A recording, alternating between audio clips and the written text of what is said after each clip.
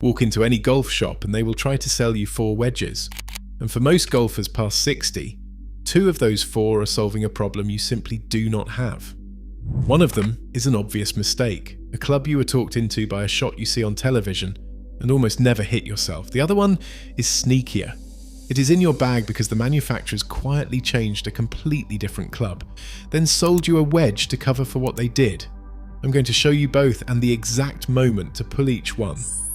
Then I'm going to show you the 2 pricing tricks that overcharge you even on the 2 wedges worth keeping. First, why any of this works. A tour professional carries 4 because he hits it a mile.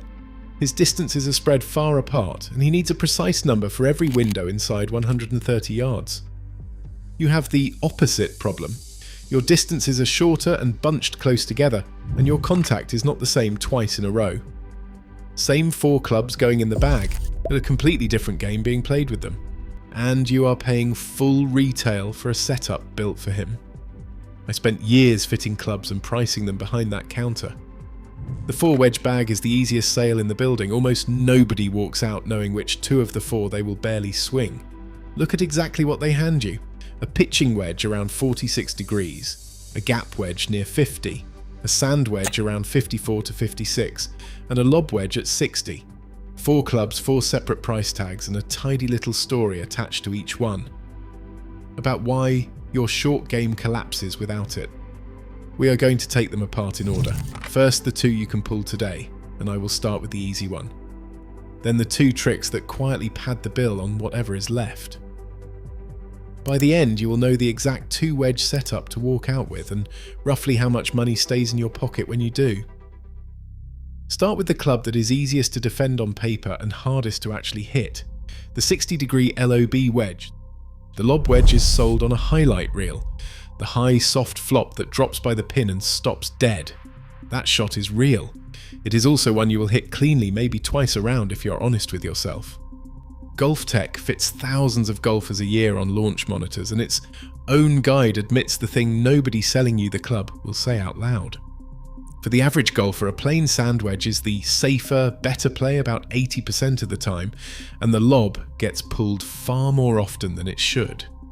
The sand wedge does the same job from the same spot with a fatter sole and a bigger margin when your strike comes in a touch heavy. Now the number that should end the argument. Arcos has recorded more than 700 million real shots from everyday players. From 100 yards and in, the average 10 handicap is already taking about 3.5 strokes to get down. Read that again. Inside wedge range, the average golfer is not even making par. The fix is cleaner contact and steadier distance, and the 60 is the single worst club in the bag for both.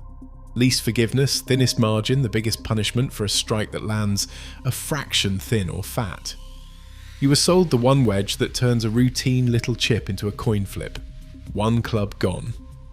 The lob wedge came back to my counter more than anything else on the rack. Bought for the shot you saw on Sunday. Blamed for the shot you actually hit on Saturday. The lob is the easy call. The second club to pull is the one they buried because the industry created the exact problem it pretends to solve. The gap wedge. To see this one, you have to look at a club that is not even a wedge. Your pitching wedge. 20 years ago, a pitching wedge was 48 degrees. Today, in most game improvement sets, it is 43, sometimes 42. The makers strengthened it on purpose because a stronger loft flies farther and more distance sells more irons. Here is what that did to your short game. TrueSpec, a national fitting operation, has said it flat out. That loft change turned a normal step into an 8 to 10 degree hole between your pitching wedge and your sand wedge. In real yardage, that can be 20 yards or more of dead air, a distance you own no club to hit. So follow the sequence because it is almost elegant. They strengthened a club you already had. That opened a hole in your own set. Then they sold you a brand new club, the gap wedge, to plug the hole they had just cut. You paid once for the distance and once for the fix. For a tour pro, that extra window is worth filling because his numbers are spread wide and a half stroke is his income. For a slower swing, the distances sit much closer together, the gap is small and 1 well-chosen sand wedge covers most of it. If you still feel a hole, the answer is loft, not another purchase. A fitter bends your sand wedge a degree or you buy the 54 instead of the 56, and it closes for nothing. That is 2 clubs off the list and you have not spent $1. but pulling 2 wedges does not protect your wallet. The biggest markup in the whole aisle is hiding in the 2 wedges you keep. Trick 1 is the badge on the back and the word forged. A single premium wedge, a Titleist Vokey, runs about $179, and plenty of golfers own 3 of them. That is over $500 sitting in the bottom of your bag.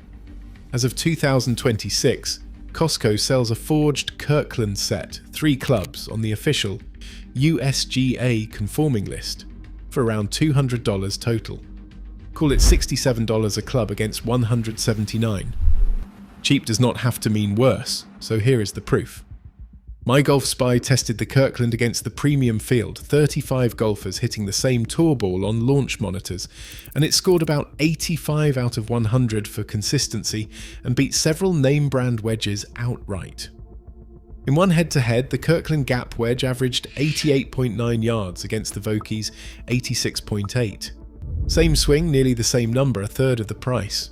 As for forged, the word carrying the whole markup, MyGolfSpy's own testers said it plainly. Forged is meaningless for performance, and the wedges that win their tests usually are not forged. Now the twist that ties the aisle together. Those Kirkland forged wedges are listed by the USGA as made in a forging house in Qingdao, China, a factory that also builds parts for a string of boutique and direct-to-consumer brands. The forging in the cheap set and the forging behind a famous logo can roll off the same line. You are not paying for a better club, you are paying for the name on the back of it. I've sold the $180 wedge and the $60 wedge out of the same shop. Some days off the same wall, blindfold a golfer on a launch monitor and most cannot tell you which one they just hit. And the badge is only the first way they pad the bill. The second gets you to buy the same wedge again, before the one you own is even worn out. Trick 2 is the rule that you must replace your wedges every year, and it rests on a number Titleist and Vokey publish everywhere. A wedge is finished after 75 rounds. Their own test looks convincing at first. Fresh, a wedge spun a 50-yard shot at about 7,000 revolutions per minute. Worn, that fell to under 3,800. Scary graph, easy sell. Now check the math holding it up. That 75 round number is built on a test of 500 bunker shots. Spread across 75 rounds, that is almost 7 bunker shots every single round. When did you last hit 7 bunker shots in one round? A normal mid-handicapper hits 1 to 3. At your real rate, you would not reach 500 bunker shots for closer to 250 rounds of golf. Then there is the deeper problem, the one that undercuts the whole story. It says worn grooves are what kill your spin. Tom Wishon has designed club heads since 1986 and written 11 books on how they work, and he says that is simply wrong. Backspin does not come from the grooves. It comes from the friction of the flat face between the grooves against the cover of the ball. He points back to a test from the late 1960s when Dunlop built 2 identical wedges, one with normal grooves and one with none at all, and every pro who hit them stopped the ball on the green the same. Grooves move water and grass out of the way. They do not create the spin. And when a face does eventually go slick, Wishon's fix is not a new $179 wedge. It is a few dollars to have the face sandblasted at a machine shop, and the bite comes right back. Replace them every 75 rounds. That is 3 rounds a week for 6 months. That clock was never set by your wedge, it was set by the people who need to sell you the next one. Which leaves one honest question hanging. If 4 wedges are unnecessary, why does almost every professional on tour carry 4? Fair question, and I'm not going to dodge it. 4 wedges genuinely is the most common setup in professional golf. It is what most of the best players in the world carry, week in and week out, and for them, it is the correct choice.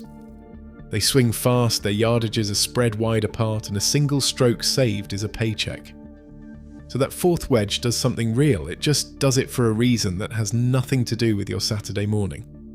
You are being handed a professional's tool at a professional's price to solve a professional's problem in a game that looks nothing like the one he plays.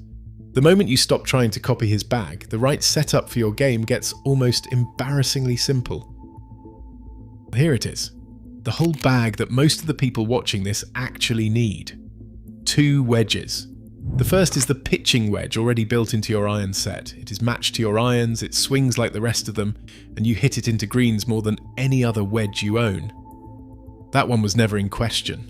The second is one sand wedge, somewhere between 54 and 56 degrees. That single club handles your greenside bunkers, your chips and pitches around the green, and your shorter full approach shots. And because your swing is not a Tour Pro's, its full distance sits close enough to your pitching wedge that there is no canyon left between the two. Pick the 54-degree wedge if your pitching wedge runs strong, the 56-degree wedge if it is on the weaker side. Two clubs, gapped properly, cover almost every shot you actually stand over.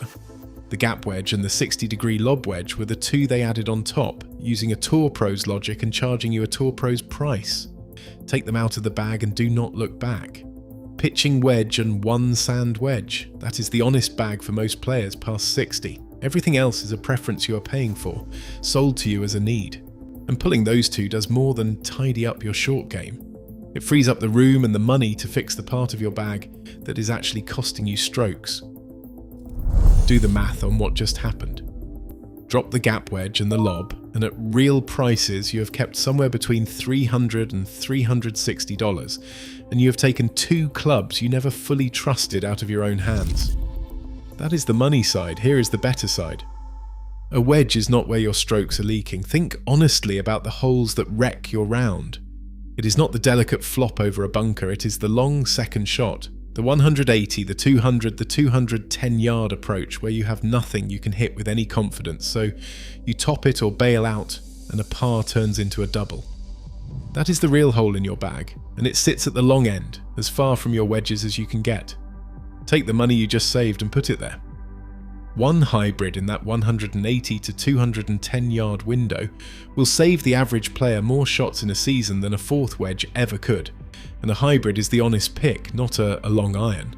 It launches higher and lands softer at a slower swing speed, which is exactly what you need to actually hold a green from that distance. And before you ever buy another wedge, run it through 3 questions. What does this club do that my two do not already do? Is the distance it covers a real gap in my swing, or a gap the maker built when they strengthened my irons? And is that price the club or the logo? If the honest answer to the last one is the logo, buy the cheap forged set and send the difference to the long end of your bag, where it earns you something. So there it is, 2 wedges score, 2 get sold. The gap wedge fills a hole they cut into your own irons. The lob chases a shot you hit a handful of times a year. The forged badge and the yearly replacement clock exist to keep the register ringing on clubs that already do the job. Keep the pitching wedge and one sand wedge, gap them right, and move the money to the part of the bag that is actually costing you strokes. If you want to watch this same game run on the club with the biggest markup in golf, the driver. That is the video where a $300 driver goes head to head with one that costs $650. Watch that one next. The industry needs you to carry 4, your scorecard only needs 2. I know which number I trust.